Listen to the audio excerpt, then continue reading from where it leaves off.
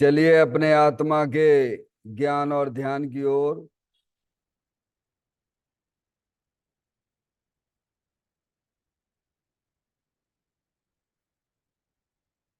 अपने चंचल मन को एवं चंचल उपयोग को स्थिर करने के लिए जिनवाणी माता के माध्यम से अपनी वर्तमान ज्ञान की पर्याय में सम्यक भेद ज्ञान उत्पन्न करते हुए शरीर शरीर से संबंधित जितने भी चेतन अचेतन पदार्थ हैं उनका मुझ भगवान आत्मा के साथ में किसी भी प्रकार का कोई संबंध नहीं है।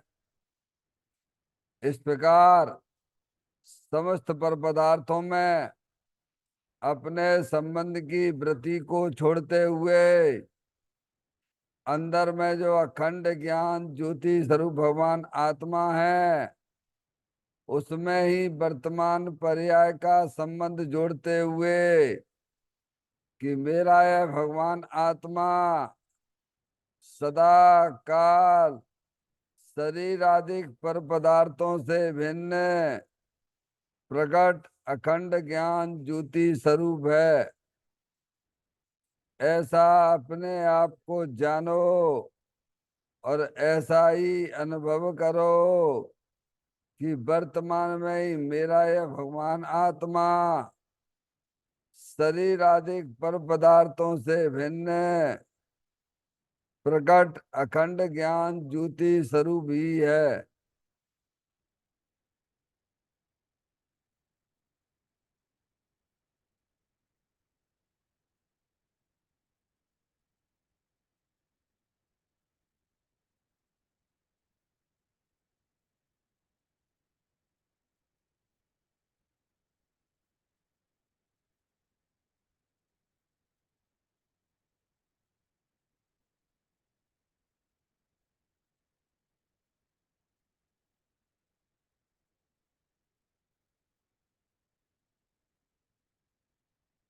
इसी प्रकार से संसार अवस्था में आत्मा की पर्याय में जो विविध प्रकार के पुण्य पाप के परिणाम दिखाई देते हैं वे समस्त परिणाम पर द्रव्यों के लक्ष्य से होने वाले भाव हैं।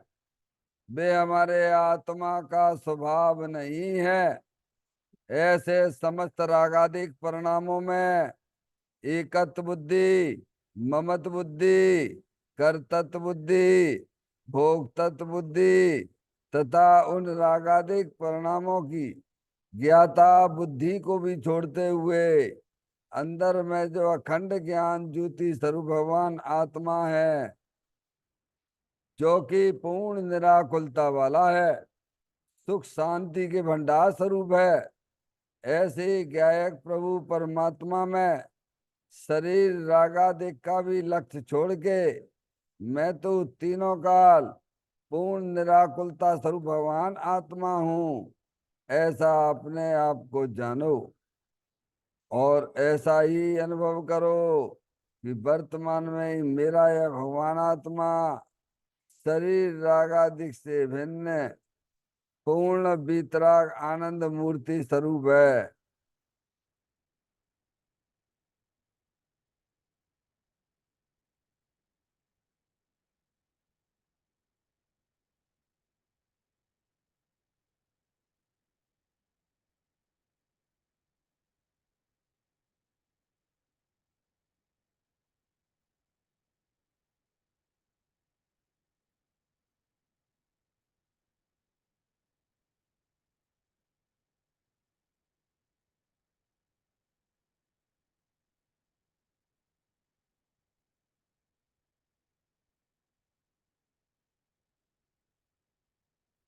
इसी प्रकार से संसार अवस्था में आत्मा की पर्याय में जो पर के लक्ष्य से होने वाला ज्ञान है वह परलक्षी ज्ञान भी हमारे आत्मा का स्वभाव नहीं है।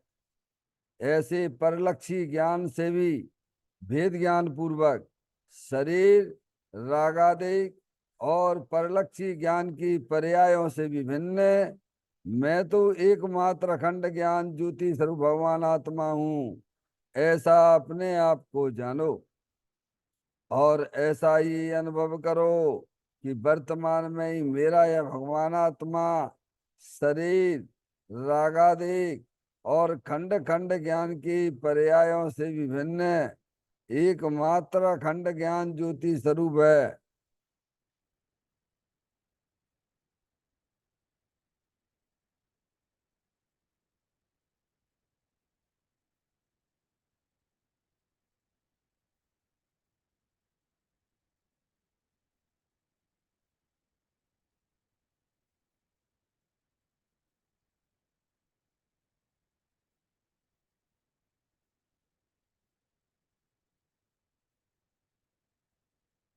द्रव कर्म भाव कर्म नो कर्म रहित शुद्धात्म स्वरूपो हम।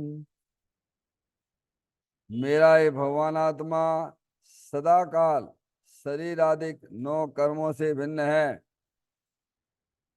मेरा ये भगवान आत्मा सदा काल ज्ञानावरण आदि 8 कर्मों से भी भिन्न है।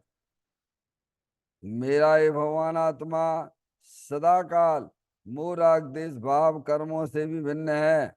इस प्रकार द्रव कर्म भाव कर्म नौ कर्म तीनों कर्मों से रहित मैं तो एकमात्र परम पवित्र शुद्धात्म स्वरूप हूँ, ऐसा अपने आप को जानो और ऐसा ही अनुभव करो कि वर्तमान में ही मेरा यह भगवान आत्मा शरीर रागादिक और परलक्षी ज्ञान की पर्यायों से भी भिन्न मोह राग देश भाव कर्मों से भी भिन्न तीनों कर्मों से भिन्न मैं तो एकमात्र परम पवित्र शुद्धात्म स्वरूप हूँ, ऐसा अपने आप को जानो और ऐसा ही अनुभव करो कि वर्तमान में ही मेरा ये भगवान आत्मा तीनों प्रकार के कर्मों से रहित एकमात्र परम पवित्र शुद्धात्म स्वरूप है।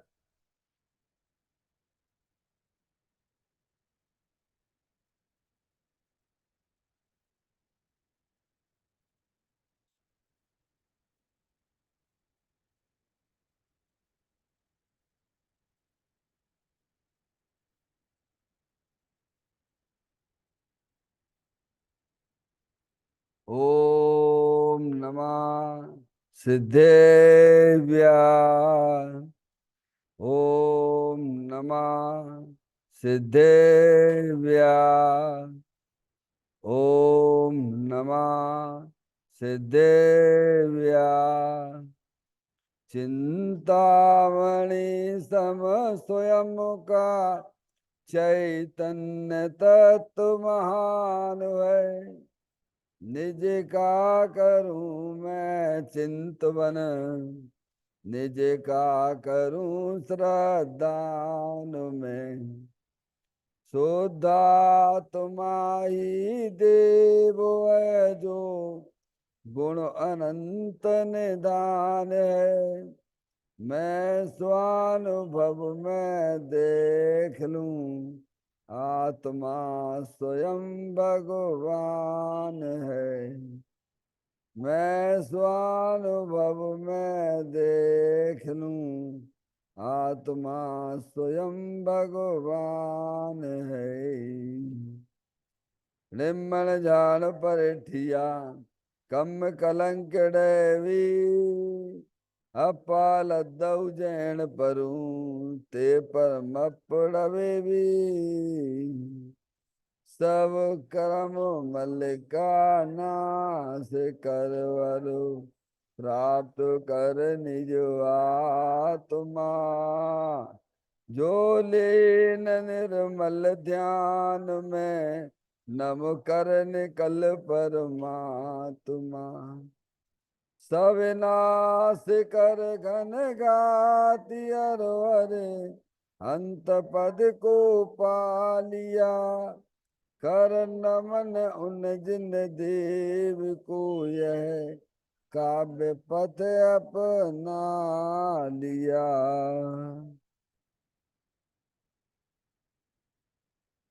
श्री योगसार जी नामक परम अध्यात्म ग्रंथ स्वाध्याय हेतु में विराजमान है। आज से 1400 वर्ष पहले इस महान पवित्र ग्रंथ की रचना दिगंबर संत योगेंद्र महाराज जी हुए हैं। उन्होंने इस महान पवित्र ग्रंथ की रचना की और उन्होंने इस ग्रंथ का नाम योग सार जी रखा। योग सार जी का सीधा सा अर्थ है मुक्ति के मार्ग में। योग का मतलब जोड़ होता है। किसका किसके साथ में जोड़ करना?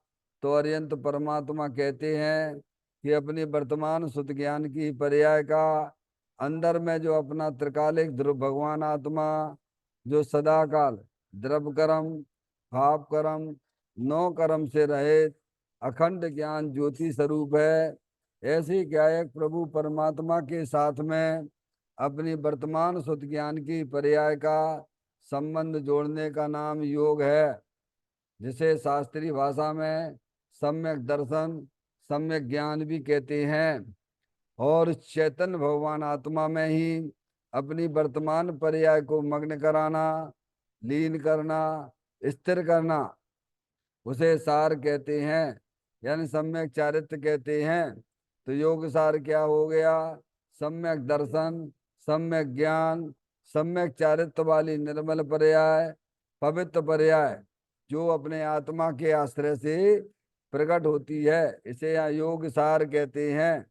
देखिएगा, योग सार ग्रंथ के माध्यम से हम और आप यहाँ पर 50वें नंबर की गाथा का स्वाध्याय चल रहा है, जिसमें दिगंबर संत हमें यही समझाना चाहते हैं कि आत्म प्रेमी ही निर्वाण का पात्र है। कौन पात्र है? किसकी मुक्ति होगी, किसकी पर्याय में मोक्ष की प्राप्ति होगी? जो अपने आत्मा से प्रेम करेगा वह आत्मा 4 गति 84 लाख योनियों के परिभ्रमण से बाहर निकल जाएगा। समझ में आया? और उसकी पर्याय में अनंत दर्शन, अनंत ज्ञान, अनंत सुख, अनंत वीर की प्राप्ति होगी। अपने आत्मा से प्रेम करने से किसी को हानि नहीं है। समझ गए? अपने आत्मा को नहीं जान रहे हो, यही पर्याय में दुख है, यही आत्मा के लिए हानि है। समझ में आएगी बात? सबसे बड़ा नुकसान क्या हो रहा है अपने जीवन में? आज तक अनादिकाल से अपनी पर्याय में नुकसान का ही धंधा किया है। अनंत काल हो गए, कोई तुमने फायदे का काम नहीं किया। फायदा नुकसान कहाँ होता है? बाहर की वस्तु मिल जाना ये आत्मा का फायदा नहीं है, तुम्हारा फायदा नहीं है। बाहर के संयोग मिल जाना ये आत्मा का लाभ नहीं है। बाहर की वस्तु आत्मा को मिलती कहाँ है? एक द्रव दूसरे द्रव के अंदर तो कोई वस्तु का प्रवेश होता ही नहीं है, तो मिलने का और छोड़ने की बात भी कहाँ से आ गई? समझ में आया भैया? आत्मा की पर्याय में पवित्र दशा, निर्मल दशा, मोक्ष मार्ग जैसी पर्याय प्रकट नहीं हो रही है। ये आत्मा की पर्याय में नुकसान का धंधा चल रहा है। क्या चल रहा है? क्या नुकसान हो रहा है? नुकसान फायदा कहाँ देखना? अपनी आत्मा की पर्याय में देखना। समझ में आया भैया? अपनी जो अनंत शक्ति स्वरूप भगवान आत्मा है उसी पर्याय में व्यक्त नहीं करना, ये आत्मा के लिए सबसे बड़ा नुकसान का धंधा है। इसमें क्या नुकसान है हमारा तुम्हारा? कि 4 गति 84 लाख योनियों में परिभ्रमण करना पड़ेगा। बोलो भैया, समझ में आती बात है? पाप के उदय से आपका मकान टूट गया, आग लग गई, क्या हो गया? चोरों ने चोरी कर ली तो नुकसान हुआ कि फायदा हुआ तुम्हें? है भैया? पर वस्तु तुम्हारी है कहाँ?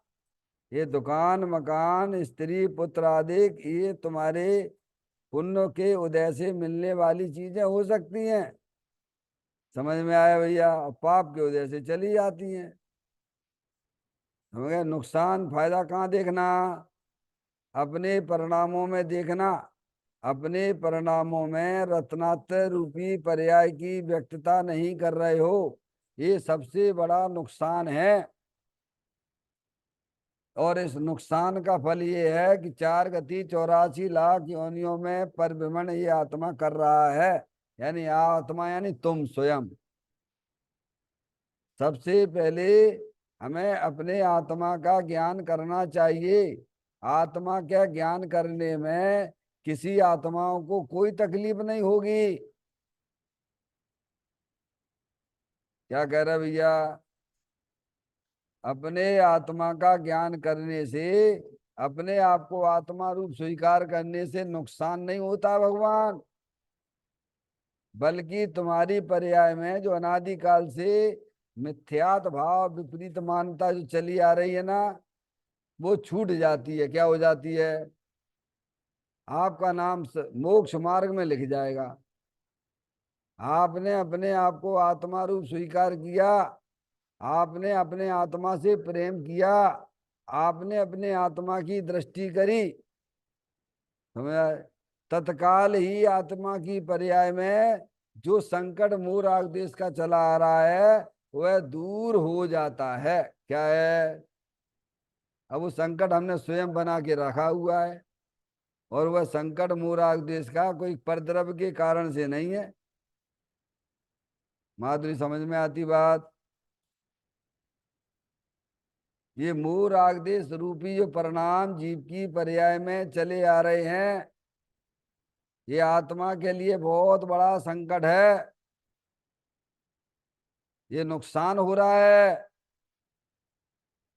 इसे हमें अपनी आत्मा की पर्याय में दूर करना है।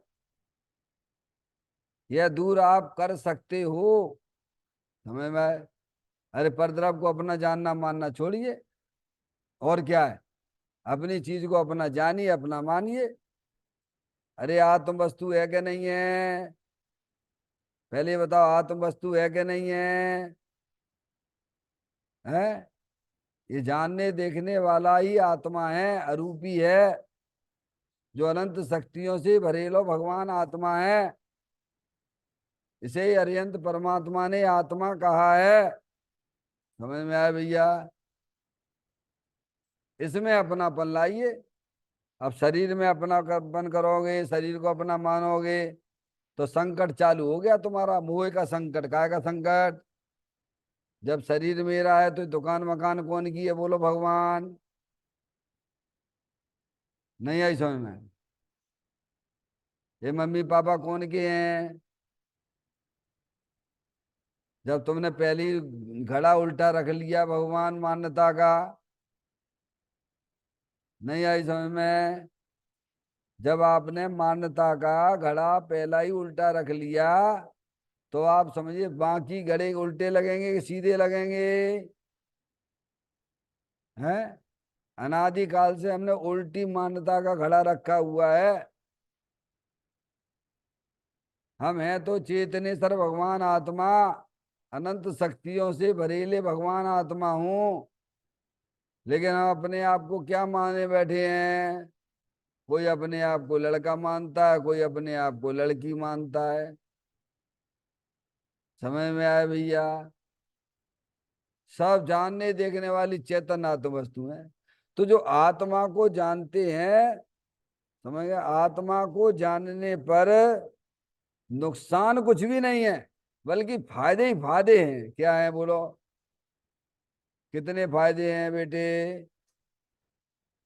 एक तो तुम्हारी पर्याय में जो संकट अनादि काल की अज्ञानता का चला आ रहा है वह दूर हो जाता है। क्या हो जाता है? सबसे बड़ा संकट। सबसे बड़ा संकट क्या है इस आत्मा का? अज्ञान दशा ये आत्मा का सबसे बड़ा संकट है। और उस संकट का फल क्या है? 4 गति 84 लाख योनियों में जन्म मरण करते ही रहना है। इस संकट को यहाँ पर ही जैन देव अरिहंत परमात्मा की दिव्य ध्वनि से ही दूर किया जा सकता है। यहाँ पर ही वस्तु स्वरूप का सच्चा ज्ञान कराया जाता है और पुण्य के उदय से वो चीजें हमें सहज रूप से उपलब्ध हो गई हैं। किसी व्यक्ति को सहज रूप से मिल जाए ना तो उसे उसकी कीमत नहीं आती। क्या कहा? अब जैसे जिनके पास में आंखें नहीं है, बेचारे अंधे हैं तो उन्हें आंखों की कितनी कीमत आती होगी बोलो? है नहीं आई समझ में? ऐसे भी हैं कि नहीं, बहुत से नहीं, इनके हाथ ही नहीं है बोलो। है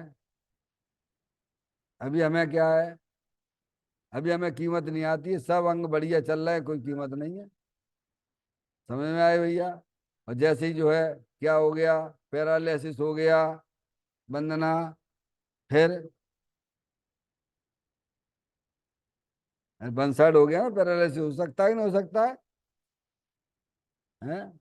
अभी हम बिल्कुल भी कैसे हम कीमत नहीं करते हैं, पुण्य के उदय में बिल्कुल कीमत नहीं करते हैं, न समझते हैं। जब ये चीजें हमारी चीज हमारे संयोग से दूर हो जाती हैं, फिर उनको तड़पते रहते हैं, दुखी होते रहते हैं। समझ में आया भैया? ऐसे ही हमारे पुण्य के उदय से हमें देव शास्त्र गुरु मिले हैं, ये बात हमें तुम्हें पहचानना पड़ेगी। हैं? अनंत काल बाद मिले, कितने काल बाद मिले बोलो भैया? जहाँ दो इंद्री पर्याय दुर्लभ है और ये मनुष्य पर्याय और जैन कुल है, भगवान माँ जनवाणी माता अनंत काल बाद मिली है हमें, आपको समझ में और सहज रूप से मिली है। तो आप जो उसकी कीमत नहीं कर रहे, जो कीमत करते हैं वो सोचते हैं अब तो बस हमको जो चीज मिल गई है, अब मैं इसमें भरपूर होके अपना काम करूंगा। क्या करूंगा? अब मुझे किसी से कोई लेना देना नहीं है। तो ये मोह रूपी पर्याय तो आपने स्वयं बनाई हुई है, कोई कर्म के कारण से थोड़ा हुए। क्या कहा? अज्ञानता है, अज्ञानता का नाम ही मोह है। क्या है? अरे अज्ञानता आप जबरदस्ती बनाए बैठे हुए हो, अज्ञानता दूर कर लो भैया, बहुत बड़ा काम कर लिया आपने अपने आत्मा के लिए। भ्रम जनित दुख का उपाय क्या है बोलो भगवान? क्या करोगे? भ्रम जनित दुख का उपाय वस्तु स्वरूप का सच्चा ज्ञान होने पर भ्रम दूर हो जाता है। क्या हो जाता है? मैंने कितनी बार कहा है कि सामने रस्सी पड़ी हुई है और रस्सी को देखकर ये कहता है कि ये वहां सर्प है, तो यहाँ कौन सी पर्याय आएगी बोलो तुम्हारी आत्मा में? बोलो कौन सी पर्याय आएगी? सामने पड़ी हुई है रस्सी और आप उसे मान रहे हो, देख रहे हो, देख ही नहीं रहे, मान भी रहे हो। क्या कहा? कि ये सर्प है, तो यहाँ कौन सी पर्याय आएगी बोलो? निराकुलता वाली आएगी कि दुख वाली आएगी, आकुलता वाली आएगी? है? अब इसमें कर्म क्या करेंगे? यहाँ परद्रव क्या करेगा? यहाँ परद्रव क्या करेगा? आप स्वयं ही गलत देख रहे हो, गलत मान रहे हो। समझ में आया भैया? ऐसे ही हमारा आत्मा इस शरीर के अंदर विद्यमान है, अनंत शक्तियों से भरेलो भगवान आत्मा है, विश्व का सबसे शक्तिशाली अगर कोई व्यक्ति है तो यहीं पर बैठा हुआ, यहीं पर। अब चूंकि हमें उसका ज्ञान नहीं है, तो माँ जनवाणी की माता कहती तुम्हें पुण्य की वजह से ये चीजें मिल गई हैं, तुम फटाफट ज्ञान कर लो, अब इसमें देरी मत करो। कोरोना से बाहर आ गए हो तो अपने आत्मा के प्रति दया रखो। समझ में आया भैया? हम्म? अब दया करो पहले अपने पर, आराधन से नहीं चिको। तो कहते हैं जो अपनी आत्मा से प्रेम करता है, जो अपनी आत्मा से प्रेम करता है, आत्मा रूपी है ना, वो हमारे आपके इंद्रिय ज्ञान का विषय नहीं है ना, उसे तो माँ जिनवाणी माता लक्षण से बताती है। और आपने अपने ज्ञान में उनका विचार किया, निर्णय किया, तो वो आत्मा की पकड़ आपकी पर्याय में हो जाएगी। क्या हो जाएगी भगवान? कैसे आत्म वस्तु को पकड़ोगे? पकड़ने वाला तुम्हारे पास में है, जिसको पकड़ना है वो भी है, और जिसे जिसे जो पकड़ने वाला भी है, और जो वस्तु है वो भी है। पकड़ने वाला कौन है? शुद्ध ज्ञान की पर्याय है। और किसे पकड़ना है? अपने चैतन्य भगवान आत्मा को पकड़ना है। अनंत शक्तियों से भरे लो भगवान आत्मा है। समझ में आए भैया? ऐसी सुंदर बातें हैं, दो दो चार जैसी हैं। प्रेम करो तो अपने से करो। किससे करो? अरे, अपनी वस्तु से प्रेम करने में क्या बुराई है? और फिर ऐसी वैसी चीज थोड़ू दे रहे देव शास्त्र गुरु आपको, बढ़िया चीज दे रहे हैं ना, अविनाशी वस्तु दे रहे हैं ना। बाहरी चीजें क्या हैं? अरे, बाहरी चीजें तो आत्मा को मिलती नहीं है तुम्हें। समझ में आया भैया? हम्म? बाहरी चीजें तो किसी को मिलती ही नहीं है। ये तो कल्पना करते रहते हैं। ये मेरा मकान है, ये मेरा घर है, ये मेरा एसी है, ये मेरा टीवी है। क्या है? समझ में आया भैया? हम्म? सब कल्पनाओं में चल रहा है, अनादिकाल से कल्पना में चल रहा है बस। हम्म? तो कहते अपनी आत्मा से प्रेम। जगत में, दुनिया में अगर कोई प्रेम करने लायक है तो आपका चेतन भगवान आत्मा है। उस आत्मा से प्रेम क्यों करवाया जा रहा है? उस आत्मा की पहचान क्यों की जा रही है? क्योंकि आत्म जो वस्तु है वह अतीन्द्रिय आनंद स्वरूप है, सुख शांति के भंडार स्वरूप है। और तुम्हें हर समय आनंद चाहिए, शांति चाहिए। बोलो, चाहिए कि नहीं चाहिए? अब वो शांति कहाँ मिलेगी, कैसे मिलेगी? जहाँ शांति भरी हुई है, जहाँ इंद्रिय आनंद भरा पड़ा हुआ है, अब वहां तुम देखते ही नहीं हो, उसका ज्ञान ही नहीं करते, उसका श्रद्धा नहीं करते, तो शांति पर्याय में कैसे आएगी? बोलो भैया। हम्म? आत्मा से, आत्मा को जानना कितना जरूरी है हमारे लिए, क्योंकि आत्मा को जाने बिना कोई भी आत्मा पर्याय में सुखी नहीं हो सकते हैं। जितने भी जीव सुखी हुए हैं, जितने भी जीव पर्याय में अरिहंत परमात्मा, सिद्ध परमात्मा हुए हैं, सब ने अपनी आत्मा को पहचाना, अपने आत्मा से प्रेम किया है। ये भव्यता की निशानी है। क्या है? ये पात्र जीव है। समझिए आप, पात्र का लक्षण ये बताया है। जो मन रमे विषयन में, यदि आत्मा में त्यों रमे, योगी कहें ये योगी जन, शीघ्र जावे मोक्ष में। क्या कहते हैं? विषय में मन रमता है, ऐसा कहा। इसमें विषय शब्द से मात्र स्त्री सेवन ही नहीं, परंतु आत्मा के सिवाय सभी स्पर्श, रस, गंध, वर्ण आदि के विषयों का इसमें समावेश हो जाता है। इतना ही नहीं, साथ सुनने का प्रेम राग ही है। क्या बात आई है 2.5 लाइन में? ज्ञानी हमें क्या समझाते हैं? विषय में मन रमता है। विषय का मतलब क्या समझते हो? पंच इंद्री के विषय पांचों लेना। इसमें विषय शब्द से मात्र स्त्री सेवन ही नहीं लेना। क्या? स्पर्श इंद्री का विषय ही नहीं लेना। क्या लेना? स्पर्श, रस, गंध, वर्ण आदि के विषयों का समावेश है। वरना समझ में आई? जैसे अपन समय सार जी की 4वें नंबर की गाथा पे विचार करें।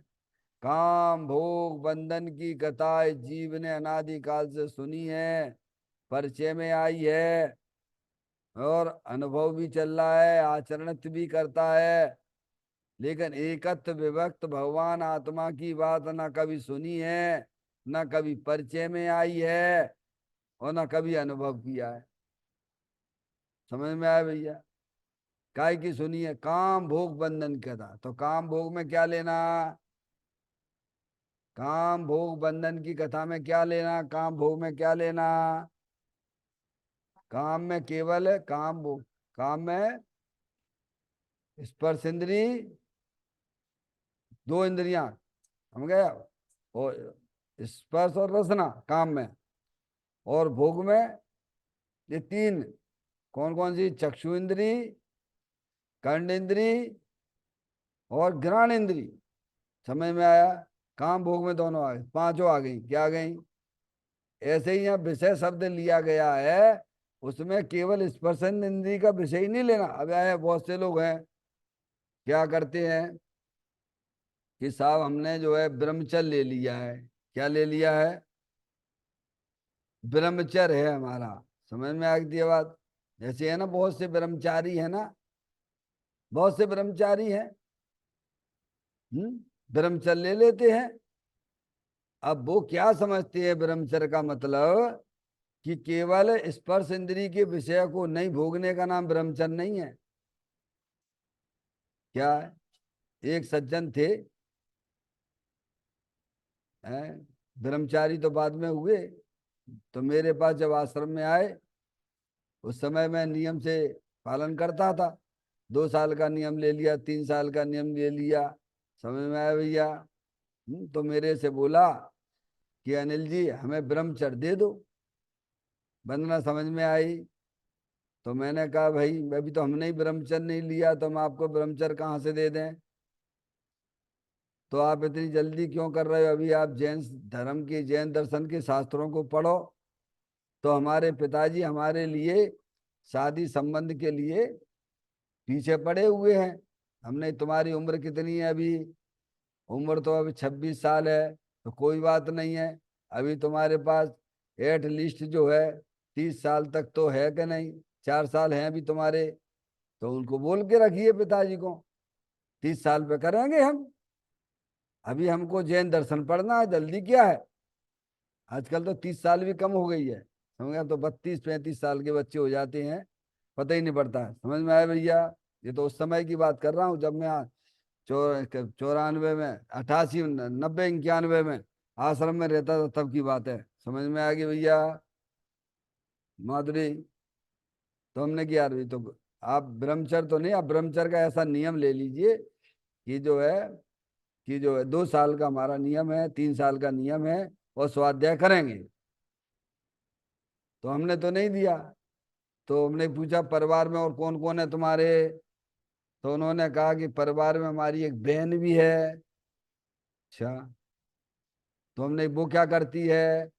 तो बोले कि वो ब्रह्मचारिणी है। कौन है? ब्रह्मचारिणी, बाल ब्रह्मचारिणी है। अच्छा, तो हमने कहा उनने नियम कौन से लिया? तो उन्होंने एक का नाम बताया हमें।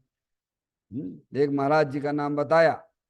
तो हमने कि ऐसे ही नियम चाहिए तुम्हें क्या? अनिता की बहन क्या करती हैं, उनके संगे रहती हैं? हमने पूछा। नहीं, वे रहती तो घर में ही है, पर टीवी का एक भी सीरियल नहीं छोड़ती हैं। क्या बोले वो? हमने अच्छा कहाँ रहती तुम्हारी बहन?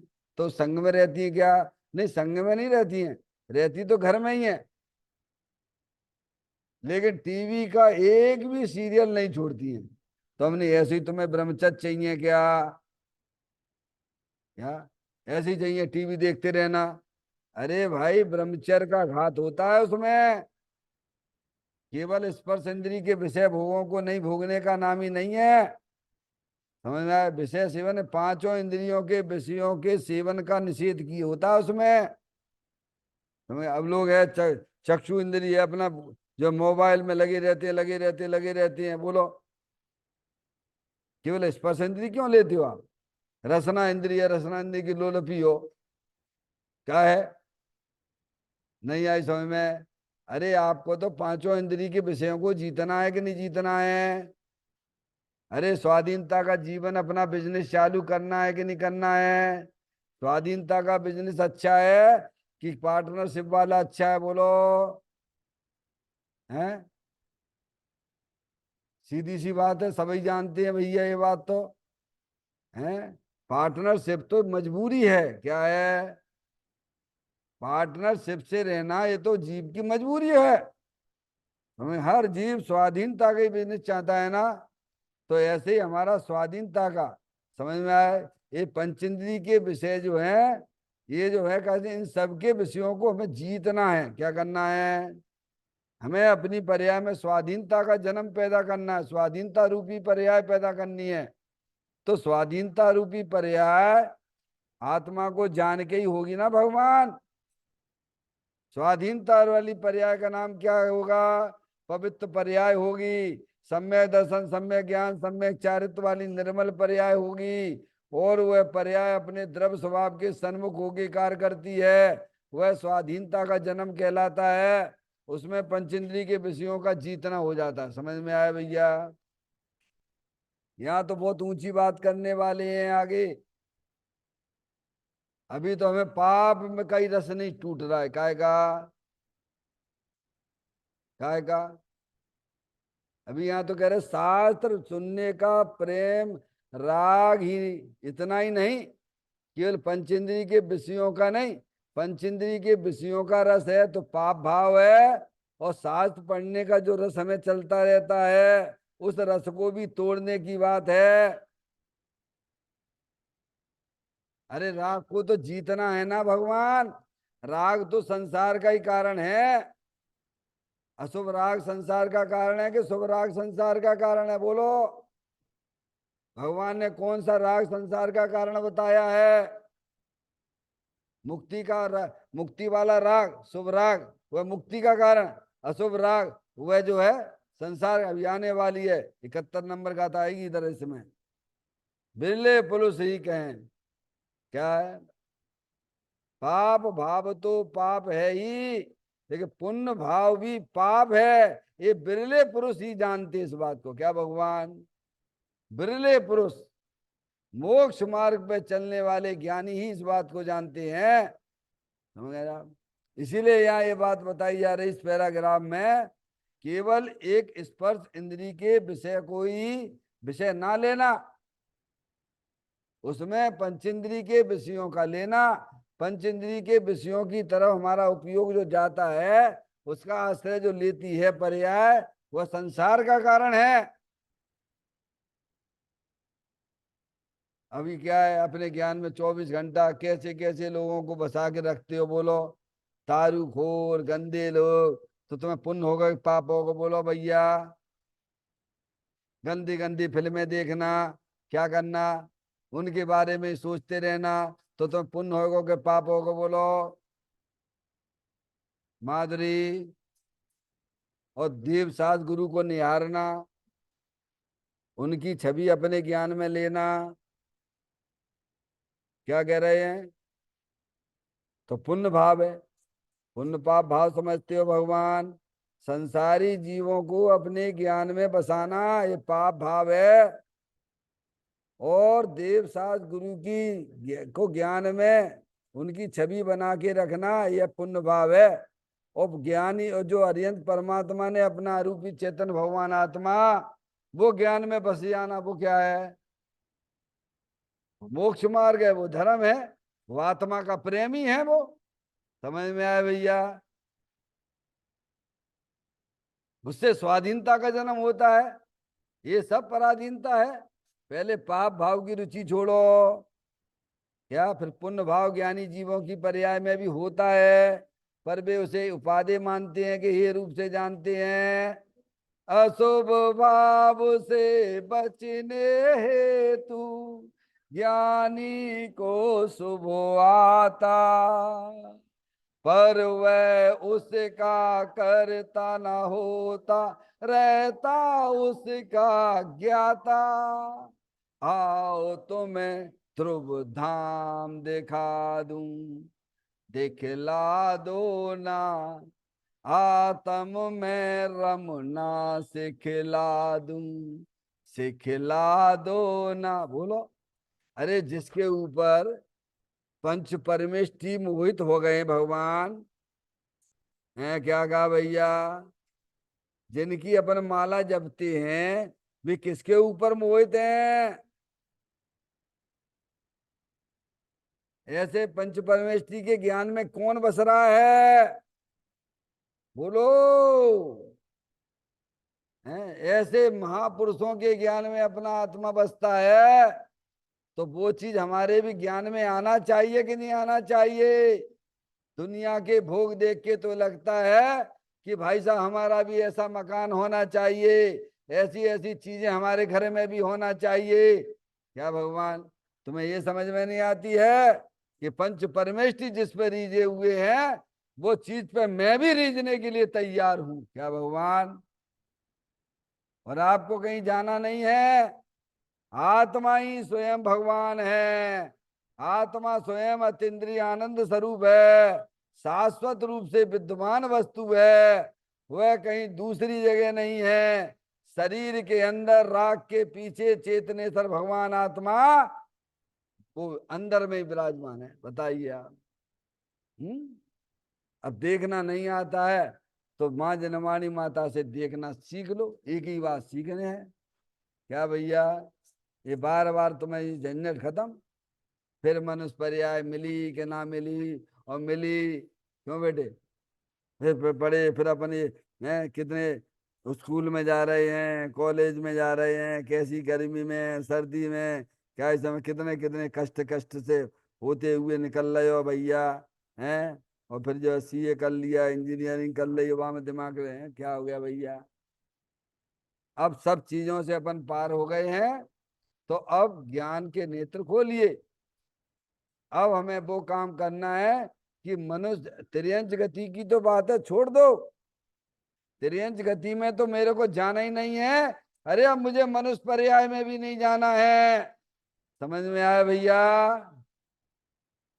ऐसा काम कर लो इस पर्याय में कि प्रभु अब मुझे 4 गति 84 लाख योनि के कोई भी पर्याय नहीं चाहिए। समझ में आया भैया। तो भगवान कहते हैं अपने चेतन भगवान आत्मा को पहचानो।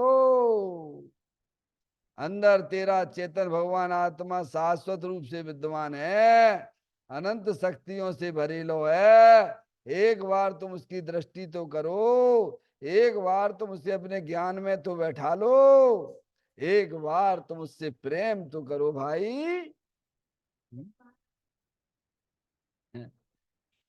चेतो चेतन निज में आओ, अंतरात्मा बुला रही है। जग में अपना कोई नहीं है, तू तो ज्ञानानंदमयी है। गुबार अपने में आ जा, अपनी भर क्यों भुला दई है। क्या मोह उदय में, क्या ये लड़का मेरा है, लड़की मेरी है, दुकान मेरी है, क्या भगवान अपनी खबर क्यों भुला दई है। समझ गया। बहुत ही सुंदर बात है भैया। दुनिया में प्रेम करना है तो अपनी चीज से करो, अविनाशी वस्तु से करो। माँ जनमानी माता कहती है, माँ जनमानी माता तुम्हें कितने पापों से बचा लेती भगवान है। समझ में आया तो कहते हैं सेवन में, विषय जो सेवन में केवल आत्मा के सिवा सभी सभी स्पर्श रसना गंध वर्ण आदि के विषयों का इसमें समावेश हो जाता है। हमें क्या है, क्या करना चाहिए। सबसे पहले अपनी अज्ञानता दूर करिए आप। समझ में आया भैया। अज्ञानता दूर हो जाने पर फिर वो जो पंच इंद्रिय के विषयों पे विजय प्राप्त अपने आप हो जाती है। हाँ ऐसे ही कहा मैं। अब आत्मा को आप जानोगे नहीं तो क्या करें, पहले रसना इंद्री छोड़ो, क्या करो, रस के लंपटी, ऐसा काम नहीं, ऐसे नहीं हो पाएगा। समझ गए आप। ऐसे कैसे सब इंद्रियों के विषयों को ज्ञानी जीते लेता है, सब पांचों इंद्रियों विषय जीत लेता है। थोड़ा निमित्त निमित्त दृष्टि से करें। जब आपको अपने आत्मा का ज्ञान होगा तो गर्मी सर्दी लगेगी, जितना आपको राग है उतना गर्मी सर्दी भी लगेगी। राग तो गर्मी सर्दी काय की है, बाहर की है क्या, अंदर राग की है। नहीं आई समझ। मुनराजों को तो नहीं लगता है। मुनराज हैं गर्मियों में कसम वो पहाड़ के ऊपर जाते हैं, उन्हें तो गर्मी नहीं लगती है। लगती है क्या, क्यों भैया। मुनराज हैं वे भी अपने ही जैसे है ना। मनुष्य है ना भैया, संयोग में मनुष्य बना है ना, उनके भी, उन्हें भी बहुत गर्मी लगती होगी। मरे जा रहे मरे जा रहे यार, कितनी गर्मी पड़ रही, कितनी गर्मी। तो गर्मी काय की, कसाय की गर्मी है, काय की गर्मी क्या है, काय की गर्मी है, बाहर की गर्मी नहीं है। बाहर की गर्मी होती तो हमारे मुंडराज हैं, वो लोग कहाँ जाते हैं, वो पहाड़ पर, जहाँ व्यक्ति जो है पैर नहीं पैर रखने में उसके पैर जो है ऐसे जलते हैं, हो गया नहीं आप, वहां जाके तपस्या करते हैं अपनी, और वहां जाते हैं बुद्धिपूर्वक, ऐसे स्थानों पे जाते हैं। काय के लिए जाते हैं, भरी गर्मी में भी क्यों जाते हैं वहां पे, क्योंकि उस राग के कण को भी तोड़ने के लिए जाते हैं। शरीर के प्रति जो किंचित राग रह गया है ना, उस राग को भी तोड़ने के लिए जाते हैं। और हम तुम कितना प्रयास कर रहे हैं, बोलो घर गृहस्थी में थोड़ा बहुत तो बताओ भैया। ने गर्मी लगती है, भगवान याद आ जाती हैं, फटाक से हमको जो है एसी चाहिए, कूलर चाहिए, है। अब बताओ कितने पराधीन होते जा रहे भैया, तुम अपने कैसे संस्कार डाल रहे अपनी आत्मा में, बोलो। नहीं आई समझ बंदना, तुम्हें उनके विषयों को जीतना है कि नहीं जीतना है तो अभ्यास तो करो अंदर में, अपने आत्मा का अभ्यास करोगे तो पंच इंद्रिय के विषयों पे अपने आप विजय प्राप्त हो जाएगी। क्योंकि कसाय तोड़ दिया अपने अंदर से, क्या किया वेद ज्ञान के द्वारा। सच बात तो जो है राग है वही वास्तव में सर्दी गर्मी का बताता है। वहां से संबंध तोड़े, मोह तोड़ दिया आपने, तो काय का लड़का काय के लड़की, ऑपरेशन कहाँ करने हैं, मोह राग देश से करना है। आप मोह राग देश अज्ञानता से कर रहे हो, मान ना मान में तेरा मेहमान ही चल रहा है। तो कहते हैं कि आत्मा के सिवा सभी स्पर्श रस गंध वर्ण आदि के विषयों को इसमें समावेश हो जाता है। किसमें, किसमें, किसमें, जो विषय शब्द दिया ना गाथा में, जो विषय शब्द आया ना, देखो गाथा में जो विषय शब्द आया ना, जो मन रमे विषयन में, इसमें पांचों इंद्रियों के विषय लेना, समय में आया, जो जितने जितने हैं ना का समय होगा। जैसे रसना इंद्र पानी का है, तो वो जो हम निरंतर पानी पानी पानी पानी पानी पानी पानी पानी करते रहते हो ना, क्या ना दिन चैन ना रात चैन। अब तुम कैसे संस्कार डाल रहे अपनी आत्मा में, बोलो। हैं, रात में भी लगे रहते हो खाना पीना। अरे भाई तुमको जीतना है कि नहीं जीतना है, स्वाधीनता पसंद है कि पराधीनता, तो पराधीनता स्वाधीनता कैसे आएगी, उनकी तरफ उन्हीं की तरफ भगने से, उन्हीं की तरफ जुड़ने से आएगी कि उनको थोड़ा सा बुद्धि पूर्वक उनसे थोड़ा सा बाहर निकलो। समझ में आए भैया। अभी हम हैं जैसे है, हमको रात्रि पानी का ही विकल्प नहीं आता है।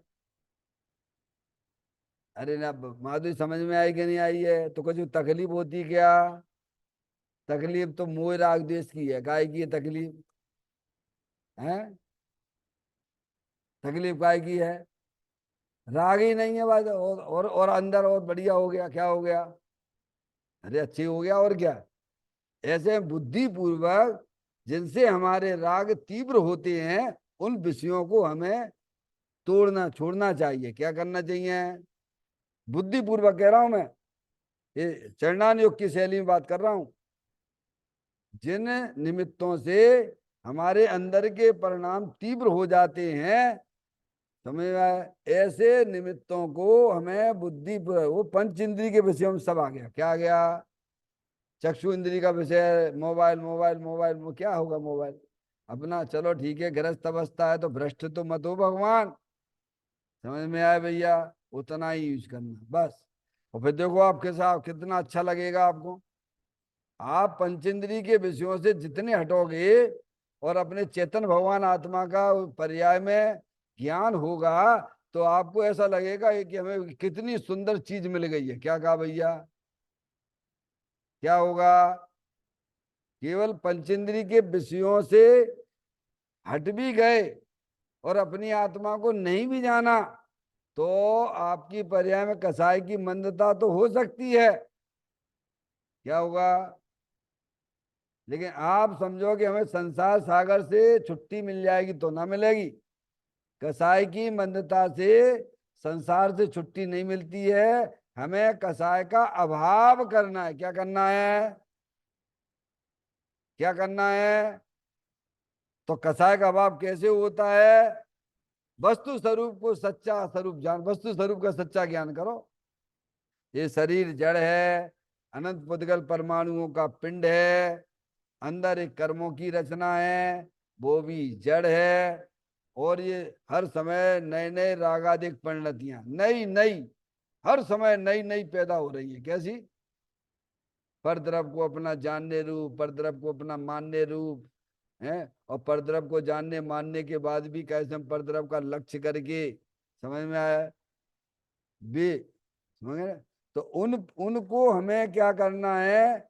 उनको अपनी आत्मा में से उन्हें दूर करना है। क्या करना है? और क्या प्राप्त करना है? वीतराग दशा प्रकट करनी है। क्या करनी है? और वह वीतराग दशा अंदर चेतन भगवान आत्मा को जानने पर ही होती है, अपने आत्मा की दृष्टि करने पर ही होती है। आगे बात समझ में? तो पांचों इंद्रिय के विषयों पर हमें विजय प्राप्त करनी है। हमें क्या करनी है? तो उनकी उनकी जो है आधीनता छोड़ो। अच्छा ये बताओ, गांधी जी ने देश को आजाद कैसे कराया? बोलो, क्या पड़ गया है भूगोल में? क्या चलाया था उन्होंने? हैं? कुछ पता है क्या? असहयोग आंदोलन। क्या किया था उन्होंने? क्या किया था? और अपनी अपनी चीज का उपयोग करेंगे, और वो जो है विदेशी चीज का उपयोग नहीं करेंगे। क्या किया था उन्होंने? दो बातें थी उसमें। अपनी चीज का हम उपयोग करेंगे, भारत की चीजों का, और दूसरे की अंग्रेजों की चीजों का उपयोग नहीं करेंगे। समझ में आया? और यही है हमें करना, अपनी चीज का उपयोग करना है हमें। और जो पराधीन असंयोग, समझ गए ना? ये एक शरीर कर्म की चीज है। किसकी चीज है? समझ में आया? बाहर में जितने भी आपको जो भी चीजें मिलती हैं पुण्य के उदय में, वे सब जो है कर्म की चीज है। उसमें अपने मन को मत ललचाइए, उन्हें अपना मत मानिए, अपनी चीज का उपयोग करिए आप। तो आप जो है संसार सागर से तिर जाएंगे। आजादी मिली ना, भारत को आजादी मिली ना। हम अपनी चीज का उपयोग करेंगे, दूसरे की चीज तो गुलामी, और दूसरे की चीज के तुम गुलाम होते जाओगे तो गुलामी बढ़ती जाएगी। वो क्या करेंगे तो आपको?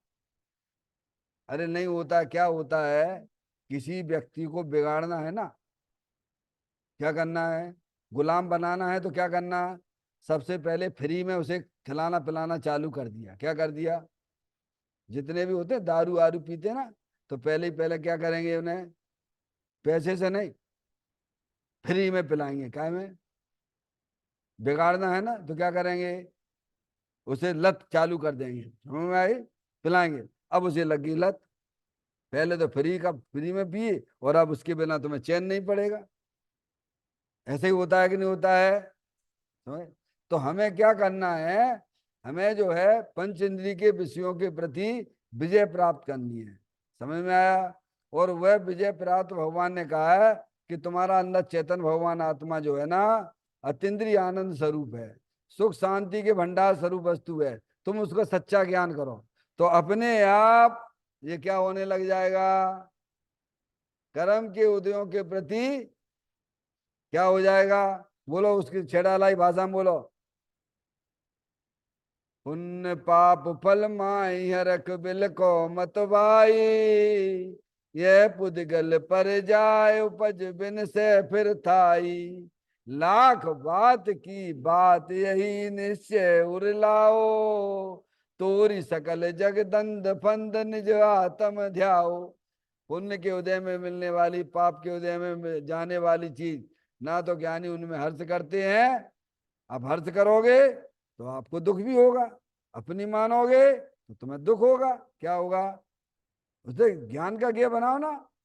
ज्ञान का ज्ञेय बनाते चलो, समता भावो बढ़ाते चलो। मार्ग में आवे जो संकल्प कल, सबको ही पर में खपाते चलो। क्या करना है? बाहर की वस्तु हमारे ज्ञान का गेय है, लेकिन वह गेय हमारे आत्मा के अंदर प्रवेश करता नहीं है। जैसे दर्पण में झलकने वाली चीजें दर्पण के अंदर प्रवेश नहीं करती हैं, ऐसे ही हमारे ज्ञान दर्पण रूप आत्मा में ये शरीर भी झलकता है। शरीर से भिन्न चेतन अचेतन पदार्थ भी झलकते हैं, अंदर के राग आदि परिणतियां भी झलकती हैं। लेकिन ज्ञानी जानते हैं कि इनका हमारे आत्मा में प्रवेश नहीं है। अपने आत्मा को निहारते रहते हैं तो पर्याय में अतीन्द्रिय आनंद होता है, समता भाव की प्राप्ति होती है, मोक्ष मार्ग के दरवाजे खुल जाते। क्या हो जाता है भगवान? समझ में आया भैया?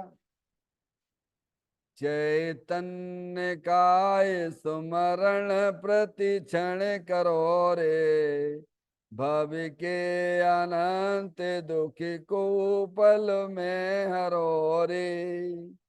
अक्षय अनंत निज सुख निदान पाओ, गाओ अरे नित इसी के गीत गाओ।